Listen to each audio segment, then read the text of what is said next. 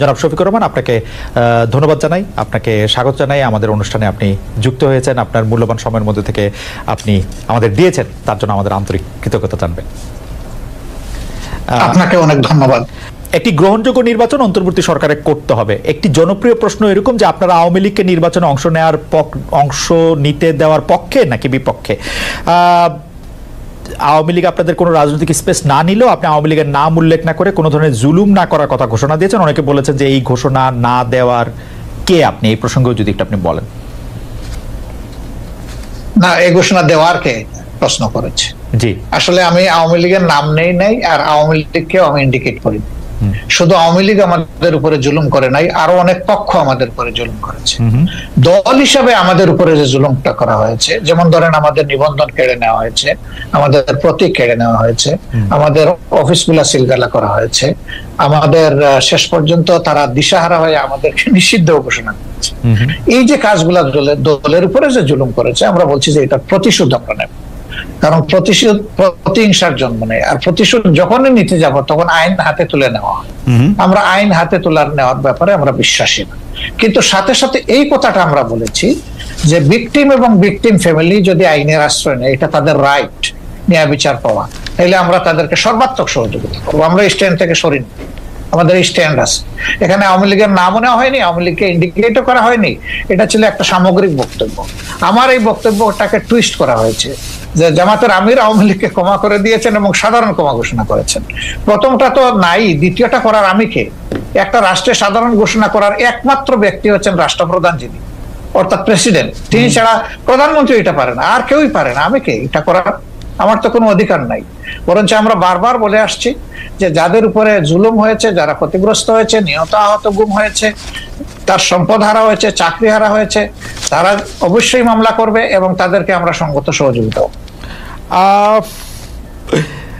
আচ্ছা, এটি অবশ্য আমাদের একটি প্রশ্ন, কারণ হচ্ছে যে পত্রপত্রিকা যেটি ছাপা হলো আওয়ামী লীগকে ক্ষমা করে দেওয়ার ঘোষণা জামায়াতের আমিরের, অনেকেই বলেছেন যে আপনি হয়তো খোলা মনে সাদা মনে সেই ক্ষমাটি ঘোষণা করতেই চেয়েছেন, কিন্তু পরে যখন আপনার দলের লোকেরা বা আপনি ফিরে গিয়ে চাপের মুখে সেটি আবার একটু বক্তব্য অন্যরকম করছেন। বিষয়টি কি ঠিক? মোটেই না, আমি মোটেই না। আমার বক্তব্য টুইস্ট করা হয়েছিল, সেটাকে আমি ক্লিয়ার করেছি।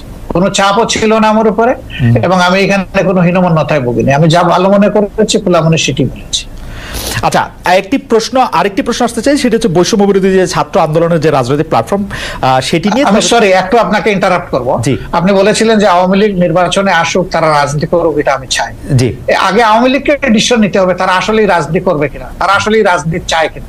কারণ তারা যখনই ক্ষমতায় গিয়েছে তখন তো তারা রাজনীতির বাইরে চলে গেছে। প্রথম পিরিয়ডে শেখ মুজিব সাহেব জীবিত থাকা অবস্থায় তো তিনি বহুদলীয় গণতন্ত্রকে একদম শেষ করে দিয়ে একদলীয় বাকশাল কায়েম করেছেন। আওয়ামী লীগ যখনই ক্ষমতায় এসেছে সেই জিনিসটাই এস্টাবলিশ করার চেষ্টা করেছে। এবারও তারা কিন্তু সে পথেই হাঁটছিল, এবং তাদের নেতারা বলতেন যে আমরা বাকশালের চেতনা অন্তরে ধারণ করি। সাংঘাতিক কথা। বাকশালের চেতনা যদি ধারণ করেন তো আওয়ামী লীগের নামে রাজনীতি করেন কেন? তাইলে তো তাদের সাহস করে বাকশালের নামেই রাজনীতি করতেন, দেখতেন যে জনগণ তাদেরকে কিভাবে রিসিভ করে। সেটা তো তারা করেননি। এই জন্য আওয়ামী লীগ আদৌ রাজনীতি করবে নাকি ফ্যাসিজম করবে, আগে আওয়ামী লীগ ডিসিশন নেন। আচ্ছা, এই প্রসঙ্গে আমি একটু জানতে চাই, 96 সালে যখন বিএনপির বিরুদ্ধে আপনারা তত্ত্বাবধায়ক সরকার কায়েম করার জন্য আন্দোলন করছিলেন, তখন কি আওয়ামী লীগের সাথে আপনারা জোটবদ্ধ হয়ে রাজনীতি করেছিলেন? না না, আমরা কোনো জোট গঠন করিনি। তবে মাঝে মধ্যে তাদের সাথে আমাদের যৌথ সভা হয়েছে, কিন্তু কোনো জোট আমরা করিনি। আর সেই ইস্যুটাও দেখেন, সেটা ছিল কেয়ারটেকারের ইস্যু। আগামীতে যদি আরো একটি যৌক্তিক ইস্যু আপনাদের সামনে আসে, আপনারা আওয়ামী লীগকে সাথে নিয়ে এরকম করবেন কিনা? না, আমরা আওয়ামী লীগকে সাথে নেইনি। আওয়ামী লীগ আমাদের ইস্যুতে এসে পরে শরিক হয়েছে, এবং শরিক হইতে গিয়ে তারা আমাদের ইস্যু হাইজ্যাক করতে চাইলেন। স্বয়ং শেখ হাসিনা বলে ফেললেন যে এটা তার মানুষ, মানে তার ব্রেইনের প্রোডাক্ট, ব্রেইন চাইল্ড এই কেয়ারটেকার সরকার। মানুষ হাসলো এটা নিয়ে, যে এর 2 বছর আগে জামাতে ইসলামের পক্ষ থেকে Abbas Ali Khan on behalf of professor Golam Azam, তিনি কিন্তু এই কেয়ারটেকারের ফর্মুলা জাতির সামনে উত্থাপন করেছিলেন একটা জনসভার মাধ্যমে। আওয়ামী লীগ 2 বছর পরে এসে বলে যে এটা তাদের আবেগ। আমরা হাসলাম। আওয়ামী লীগের এইরকম ক্রেডিট হাইজ্যাক করার আরো বহু ইতিহাস আছে, সেটা বলতে গেলে অনেক সময় লাগবে। আমরা দর্শকদের যে প্রশ্ন করেছিলাম সেটি আসলে আপনি এখন মিস ইন্টারপ্রিটেশন বলছেন, সেই মিস ইন্টারপ্রিটেশন থেকে আমরা দর্শকদের কাছে প্রশ্ন করেছিলাম যে আওয়ামী লীগ সরকারের জুলুম সম্প্রতি দল হিসাবে ক্ষমা করার ঘোষণা দিয়েছে বাংলাদেশ জামাতে ইসলামী, জামায়াতের অবস্থান সঠিক বলে মনে করেন কিনা? শতকরা 73% দর্শক মনে করছেন যে না এটি সঠিক নয়, শতকরা 27% দর্শক মনে করছেন যে কিন্তু আপনার প্রশ্ন, আমি যদি বলি বিনয়ের সাথে যে আপনার প্রশ্নটাই তো সঠিক হয় না। না, সেটি তো আমরা আপনার বক্তব্যে পরিষ্কার হলাম যে আমাদের প্রশ্ন সঠিক হয় নাই। তবু যেহেতু যে প্রশ্নটি করেছিলাম আবার দেন একটু দেখি তারা কি বলে। হ্যাঁ, না ঠিক আছে, আমরা আবারও নিশ্চয়ই এটি আবার জানতে চাইবো যে আমরা আরেকটি করব যে এটি আসলে উনার বক্তব্য নয় বা উনার বক্তব্যকে একটু মোচড় দেওয়া হয়েছে, যেটি ডক্টর শফিকুর রহমান একটু না, ভালোই মোচড় দেওয়া হয়েছে। কিন্তু এটি সবাই দলবদ্ধভাবে এই মোচড়টি কেন দিল বা দিতে পারলো বলে আপনার মনে হয় ডক্টর শফিকুর রহমান? আমাদেরকে সবাই খুব ভালোবাসে, তো এই জন্য আমাদের নিয়ে কসলাইতেও ভালোবাসে। আপনাদের সবাইকে ভালোবাসে, কসলাইতেও ভালোবাসে। আমি একটু আপনার গঠনতন্ত্র থেকে, জামাত ইসলামের গঠনতন্ত্র থেকে একটু পড়ি। জামাত ইসলামের গঠনতন্ত্রে 6 বলছে যে কেবল আল্লাহ তাআলার বিধানকেই একমাত্র হিদায়াত হিসেবে মানিয়া লইবে এবং আল্লাহ তাআলার দেয়া শরীয়তের বিপরীত যাবতীয় নিয়ম নীতি এবং পন্থা পদ্ধতিকে প্রত্যাখ্যান করিবে, মানে জামাত ইসলামের একজন সদস্য।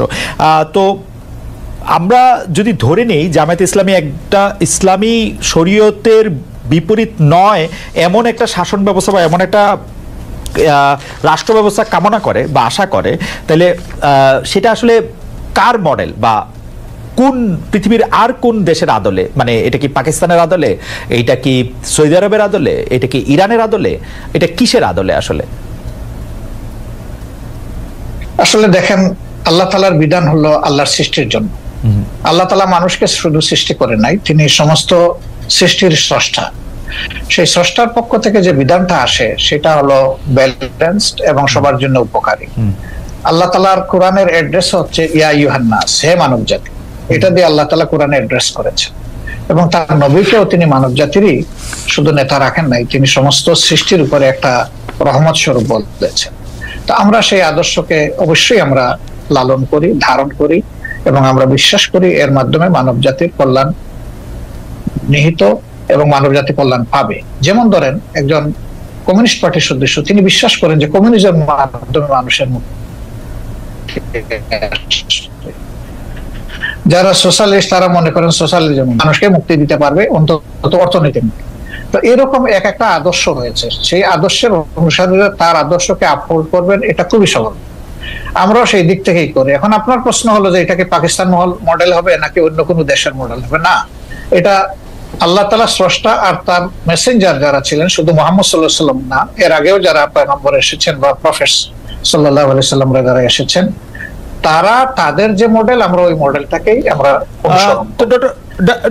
সবার মডেলটা দুনিয়ায় এখন বাস্তবে নেই, আছে মুহাম্মদুর রাসূলুল্লাহ সাল্লাল্লাহু আলাইহি ওয়াসাল্লামের মডেলটাই বাস্তবে আছে। ডক্টর রহমান, সেটা হচ্ছে মদিনায়, জি ডক্টর রহমান আমি একটু শেষ করি। মদিনা কেন্দ্রিক যে শাসন ব্যবস্থা ছিল, সেই শাসন ব্যবস্থায় সকল দল ধর্মের মানুষের নিরাপত্তা সকল দিক থেকে, তার জানের মালের ইজ্জতের নিরাপত্তা নিশ্চিত হয়েছিল। তা আমরা সেই মডেলটাকেই মনে করি উপকারী মডেল। ওকে, ডক্টর রহমান, আপনার কাছে কি মনে হয় না যে আপনি মানে মদিনার পরে এটি আর কোনো দেশে কার্যকর হয়েছে, কোনো একটি মডেল হয়েছে, সেরকম কি আপনার কোনো কিছু একটা মনে হয় যে এইটা আমরা উদাহরণ হিসেবে নিতে পারি কোন আরব বিশ্বে, কোন মুসলিম বিশ্বে, কোন মুসলিম? দেখেন, দুইজন মানুষ যেমন হুবহু সমান হয় না, ঠিক দুইটা সভ্যতা হুবহু সমান আমি পাবো না, হয় এর চেয়ে উন্নত হবে, না হয় একটু অবনত হবে। রাইট। তো পরবর্তী পর্যায়ে আমরা যদি উসমানিয়া সভ্যতার কথাটা ধরি, সেটা দুনিয়ার বহু জায়গায় বিস্তৃত ছিল এবং এটা 1 বছর 2 বছর, 1 দশক 2 দশক না, বরঞ্চ শতকের পর শতক ছিল। সেখানে মুসলমানরা সংখ্যালঘিষ্ঠ ছিল, বিভিন্ন দেশ যেগুলা শাসন করেছে, এখন তার স্মৃতি পাথরগুলা রয়ে গেছে দুনিয়ার বিভিন্ন জায়গায়। তো তারা সেদিন যে নৈতিকতার বলে শাসন করেছিলেন, মানুষকে সুশাসন উপহার দিয়েছিলেন, এই জন্য মানুষও তাদেরকে এইভাবে মেনে নিয়েছিল। শুধুমাত্র তলোয়ার আর বন্দুকের জুড়ে কিন্তু তাদের এই বিস্তৃতি ঘটেনি, ঘটেছিল তাদের গুণাবলীর কারণ, এবং সেই গুণাবলী তারা কোরআন সুন্নাহর গুণাবলী ধারণ করেছেন বলেই বিশ্বকে তারা শান্তির দিকে নিয়ে যেতে পেরেছিলেন এবং মানুষও তাদেরকে আনন্দ চিত্তে। কিন্তু যুগের ব্যবধানে সেখানে যখন পরিবর্তন বা বিকৃতি আসলো, তখনই মানুষও ক্ষতিগ্রস্ত হলো, এই শাসন ব্যবস্থাও ক্ষতিগ্রস্ত হলো। কোরআন সুন্নাহর গুণাবলীর কথা আপনি বলছিলেন, কিন্তু আমরা কিন্তু বাংলাদেশে দেখতে পাই আপনারাই একমাত্র ইসলামিক দল নন, আরো অনেক ইসলামিক আদর্শের প্রতিষ্ঠান রয়েছে, দল রয়েছে, মতবাদ রয়েছে, তাদের কেউ কেউ সাথে আপনাদের বিরোধ রয়েছে। আমরা কি করে বুঝবো যে জামাতে ইসলামী প্রকৃত কোরআন বা রসুলের দেওয়া শরীয়তের অনুসারী? সেটা আমরা কিভাবে নিশ্চিত হব? কারণ এরকম অনেকে আছে যারা খালেদ মহিউদ্দিন, আপনি দেখেন যে আপনার ঘরে কিন্তু, জি বলেন, আপনার পরিবারে আপনি একমাত্র সদস্য নন, রাইট? আমি আশা করছি যে সেখানে আপনার মিসেস আছেন, আপনার ছেলেমেয়েরা আছে, এই 4-5 যারা আছে তাদের মত কিন্তু সব ব্যাপারে যে এক হয়ে যায় বিষয়টা এমন না, কিন্তু তারপরে পরিবার কিন্তু চলে, পরিবার কিন্তু ভেঙে যায় না। মতের ভিন্নতা থাকবে, এটাও একটা সৌন্দর্য, এবং ভিন্নতা যখন থাকে তখন অনেক কিছু ডাইভার্সিটি চিন্তা করার সুযোগ থাকে। আমাদের মধ্যেও সেই রকম ভিন্নতা আছে, এটা সকল ধর্মেই আছে, এই ভিন্নতা সকল ধর্মে আছে। আচ্ছা, এটাকে বড় কোনো ম্যাটার হিসাবে আমরা দেখি না। তবে যারা ট্রুলি মানে ইসলামের ফলোয়ার, তারা এক কোরআন মানেন, এক আল্লাহ মানেন, এক রসুল মানেন, এই 3 জায়গায় তাদের কোনো মানে দ্বিমত নাই।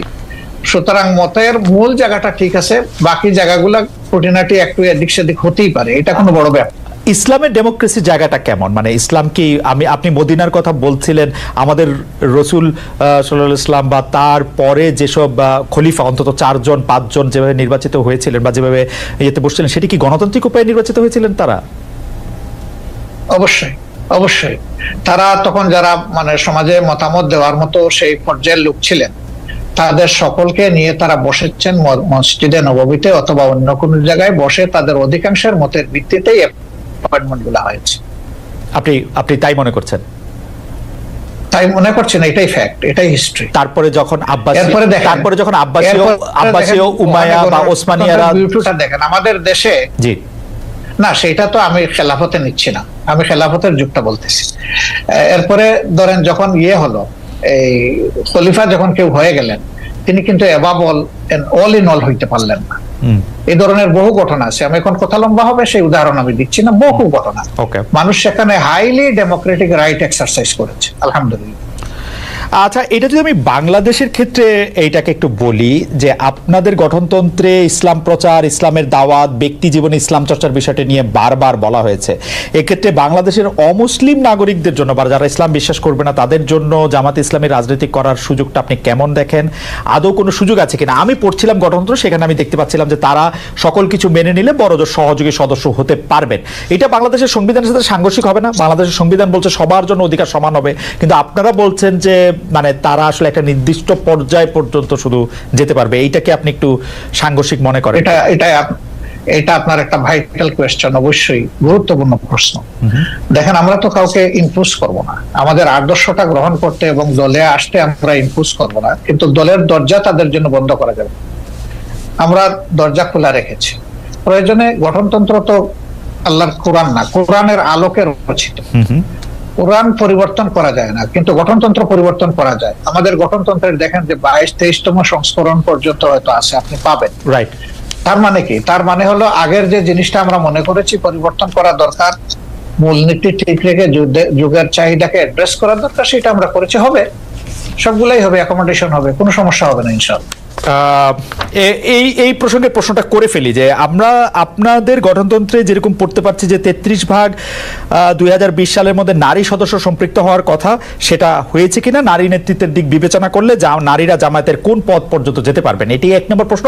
2 নম্বর প্রশ্ন হচ্ছে, জামাতের গঠনতন্ত্রে একটা বড় পরিবর্তন এসেছিল কিন্তু আসলে নির্বাচন কমিশনের নির্দেশে, আপনারা তখন এটা খুব খুশি মনে পরিবর্তন করেছেন, সেটা না কিন্তু এটা করেছেন। এই প্রসঙ্গে আপনি একটু কি বলবেন? দুটি প্রশ্ন। আসলে আমরা যেটাই করি আমরা ডেমোক্রেটিক ওয়েতে করি, আলাপ আলোচনা করেই করেছি, আমরা একমত হয়ে করেছি। 2 নম্বর হচ্ছে নারী মানে কোটার প্রপোর্শনের যে বিষয়টা বলেছেন, আমরা 33 না, আলহামদুলিল্লাহ এখন নারীদের প্রপোর্শন হচ্ছে 44% আমাদের সংগঠন, এবং তারা আমাদের কেন্দ্রীয় সুরায় আছেন, কর্ম পরিষদে আছেন, সব জায়গায় তারা আছে। বামধারার রাজনীতিবিদরা, ইন্টারেস্টিং, বা বুদ্ধিজীবীরা অনেক সময় ডক্টর ইউনূসকে এনজিও বিদেশি মডেলের বাংলাদেশে এটি করতে চায়, এটি অনেক সময় বলে থাকেন। আবার ধর্মভিত্তিক অনেক রাজনৈতিক দল ওয়াজের সময় ক্ষুদ্র ঋণ জড়িয়ে ডক্টর ইউনূসের সমালোচনা করে থাকেন। শেখ হাসিনার মতো এরকম প্রায় আমি যেটাকে বলি যে প্রায় অভব্য অশ্লীল ভাষায় সুদখোর বা এরকম না বললেও ওয়াজের সময় এগুলি নিয়ে অনেক কথাবার্তা বলে থাকে। জামায়াতে ইসলামী আসলে ক্ষুদ্র ঋণ, তারপরে হচ্ছে যে এইরকম একটি ব্যাংক ব্যবস্থা বা এনজিওর কাজকর্মকে কিভাবে দেখে, কিরকম করে দেখে? আচ্ছা দেখেন, উনি কি শুধু সুদী ব্যবস্থা ব্যাংক পরিচালনা করেন? বাংলাদেশে আর কোনো ব্যাংক নাই এরকম? না, এটা তো আপনি তো অসাধারণ বিতর্কে, এটা তো সোফিস্টদের মতো হলো, লোকরা জি সেই ব্যাংকে যারা সার্ভিস হোল্ডার এবং যারা ডিরেক্টর, তারা যদি মেইন স্ট্রিম রাজনীতি করার অধিকার রাখেন, ইউনূস সাহেবের সমস্যাটা কোথায়? আমি তো সমস্যার কথা বলছি না, আমি বলছি জামায়াত ইসলামীর অবস্থানটা কি। আমার কোনো সমস্যা নাই, আমি তো আমার সবচেয়ে পছন্দের লোক ডক্টর মোহাম্মদ ইউনূস। আমরা আসলে যে কোনো ধরনের ফতোয়াবাজির পক্ষে আমরা না।